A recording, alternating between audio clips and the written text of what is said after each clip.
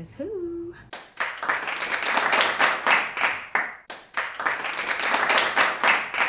I'm just in a really good mood because I worked out today and I had some really good food, so I'm just on cloud 9, okay? But if this is your first time clicking on one of my videos, my name is Kela Trishaan and I make videos on lifestyle, womanhood, and mental health. And if you are returning, thank you so much for coming back and for your support. Okay, so today's video, I'm not really sure what I'm gonna title it yet, but basically I wanna discuss ways to use social media responsibly. I come from the generation of Black Planet and MySpace, and things have changed so much since that era. I feel like we a lot of times see our friends and family on social media probably more than we see them in person, and there is a certain etiquette that I feel should be adopted when you're using social media. I'm not here to judge, but I just think that there should be guidelines for how to use it so you don't ruin your life or share too much. So if you're interested in just some of these tips that I have, go on ahead and stay tuned. Okay, so the first tip that I have is to define why you have social media. Now, the reason why I feel this is important is because I've noticed that different social media channels serve different purposes. So me, for example, I have Facebook, and typically I use that to keep in touch with like friends from elementary and high school, older family members that Facebook is just their comfort zone, stuff like that. So I don't really do too much like marketing or anything on there. I may mention something here or there, but usually it's just to keep in touch with people. My IG page, I have a personal IG and I have a business IG that I use to promote my YouTube. If you're not following me, it's at Kela_Trishaan. I'll put it somewhere here. But basically I use that page to again, draw attention to my YouTube channel, and I do this thing called Kela Quotes where I share what I hope to be motivational quotes. And I have YouTube, obviously. So my channel, as I said in the beginning, is Lifestyle, Womanhood, and Mental Health. So that is kind of what I do there. I think that's important because you don't want to get into like super personal conversations if that's not your brand on your business page, for example. And on your personal, like, social media pages where you have certain people following you that you may not want to see certain content, you just want to be cognizant of what you're posting there and just understand who your audience is. I hope that's making sense, but basically just define why you have it and decide what you're going to post on each platform. Okay, so the second tip that I have is to just be careful what type of information you are posting on social media. Now, most of the social media platforms do have some type of privacy policy or like privacy settings that you can set up so you can decide who sees what. If somebody's not your friend and they're just lurking, they can't just see all of your information if you set those proper like boundaries. But even with that, I just feel like you still need to be careful because you never know who your friends are friends with. And I mean, you know, we've heard of people looking up information on others that they're not friends with or creating fake pages, this, that, and the third. So I just feel like not everything is foolproof. Like, make sure that you're setting your settings. But even with that, be careful what you're posting. Like, you don't want to be in a position where you're compromising your safety because you posted where you work, or you posted where you go work out, where you go to school. Like, you don't want to put personal things like that on the internet. And even if you are posting like that you went to an event, I would say to steer clear of posting it while you're there in the present. Maybe post it after you've already left, so just in case there's anything funny going on, you know, you're already gone from that location. But just be careful because the internet does not forget. There are times where people have posted things that they probably decided later on they shouldn't have, and maybe somebody's already screenshotted it. Whatever. You just want to make sure that you are on the right side. So if something does go down, you don't have any of that personal information just out there and free for all to see. Also, while we're on the subject of not posting personal information, be careful, men and women, be careful what you're posting about your personal life. So things like what's going on in your relationship, things like what's going on with your family or whatever. Like, you don't want to be putting your dirty laundry on the internet. Now, I hope I'm not offending people when I say this, but I'm just trying to keep it real. Like, it's really tacky when you have family members going back and forth, or, you know, I found out something extremely personal about somebody that I don't talk to like that.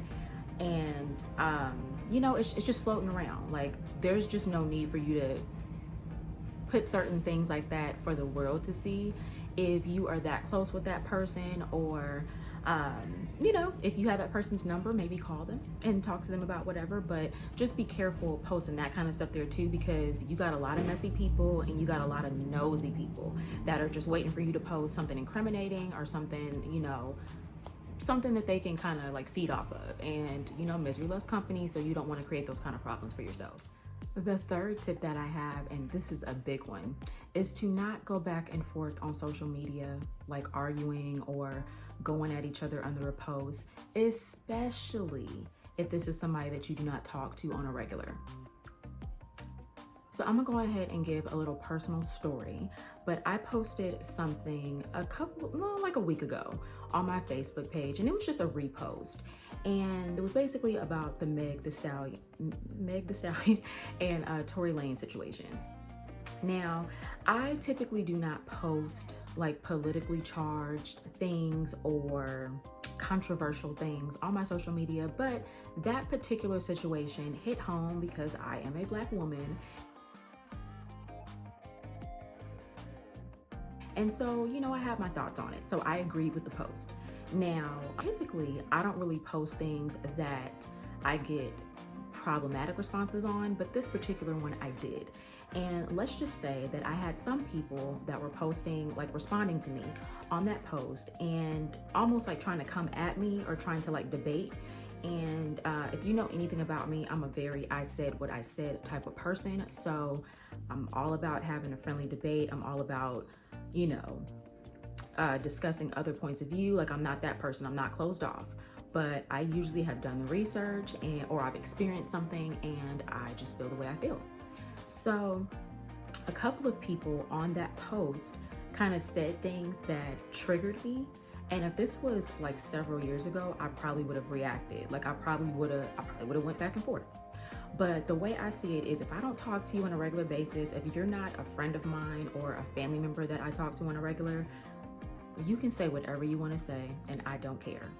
I'm gonna go ahead and just leave you there in that argument by yourself. You do you, I'm gonna do me, and I'm gonna keep it pushing. One thing about social media is you post what resonates with you, whether that resonates with other people or not. You post what you believe in, what you feel, whatever, and that's how I use it. So if someone doesn't agree with what I'm posting, I'm okay with that, but I'm not about to argue with you back and forth about it.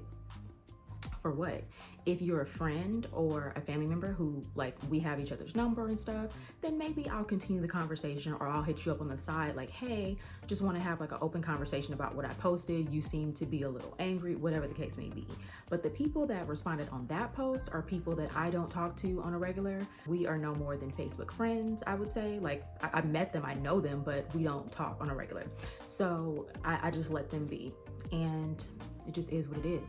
So in closing on that particular tip, don't waste your energy going back and forth on social media with people that you don't deal with on a regular basis. And even if you do deal with them on a regular basis, contact them on the side and have that conversation, because those internet arguments are extremely lame. Okay, so the fourth tip that I have is to be careful what type of information you're consuming on social media. So just like you need to be careful what you eat, you need to be careful what you are reading and what you're looking at when you log into those apps every day. Now, as I said earlier, I come from an age where pretty much there was the beginning of Facebook, there was MySpace, and there was Black Planet. And a lot of these sites you could only access on a desktop computer or on a laptop, but we didn't have apps like that back then. So there are a lot of young people coming up now where, you know, you have the iPhones, you have the Samsungs, and these apps are readily available at your fingertips all the time. Now, the good thing is that, I mean, you get information in real time. You typically know about what's going on right away. But the bad thing about that is there's a lot of negative information right now. There's a lot of negative things going on in the world. And there are also a lot of fake things going on. And what I mean is people putting up these lifestyles that they're not really living and having others feel inadequate because of it. Not saying that they're doing that on purpose, but you know what I mean. I think that You know, there are some online retailers, let's say, that have women that are shaped a certain way, and it makes other women that don't have that shape feel less than. So if you're constantly consuming that type of information and you don't see, you know, people in real life, what real bodies look like, then you may start to internalize that and feel like you are not good enough because all you're seeing is a certain shape that you don't have. Or you might see someone that has a lot of, or well, someone that has a lot of money, and you think that you are not doing all you can, when in actuality they may be renting certain things or whatever. Again, not judging, just saying this is what happens on social media. Obviously, what's going on with Black people right now, what's going on with politics, there's just a lot happening. So if you're not careful, you can end up slipping into a depression or just losing yourself. So if you ever find yourself scrolling through your social media platforms and you just feel annoyed or you feel sad or depressed, maybe it's time to change what you're looking at, and in some instances, just give yourself a break. Even for myself, I mean, I'm on social media every day, but part of it is because I'm making these YouTube videos, and also like I'm really trying to nurture my IG page. And with that, I do see a lot of information that can be depressing. So I really just try to steer clear of certain things. Like I make sure I get my news. I don't avoid it, but I just don't let things consume me.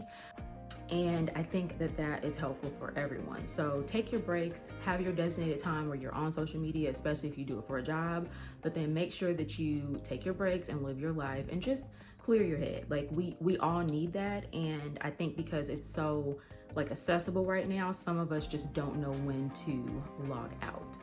Okay, so the last tip that I have, and this is honestly probably one of the most important tips, is if you don't like something that you see, don't be an a-hole, just keep scrolling. Now, the reason why I'm saying this is because you have a lot of people that are keyboard gangsters, right? Things that you wouldn't say to people in person, you're saying to them online. And I've heard the argument that if you're putting yourself out there online, then you open yourself up to scrutiny, which is true, but it doesn't mean that it's right. Yes, you're going to have people that are going to not agree with everything you say. You're going to have people that don't agree with everything you do. But there is no need to say something mean to someone that you don't know, or hell, even if you do know. It's way too easy to just keep on scrolling, or if you see something that you really don't like and really doesn't resonate with you, there are these buttons that are unfollow, block, mute. You could do all that stuff, but just don't be mean. You never know what people are going through when you say these things. Some people are really strong and they're able to kind of turn a blind eye to it. Some people just simply get used to it. But for some people, it can be like an issue. They could slip into a depression. And I want to use an example that is still pretty fresh to us. It's with Chadwick Boseman. He just passed this past Friday on, I believe it was August 28th. And what made me sad about that situation is nobody knew that he had cancer until he passed away. But he posted pictures, and I know like several months ago, I had seen photos of him and videos, and I thought like, wow, he looks kind of small.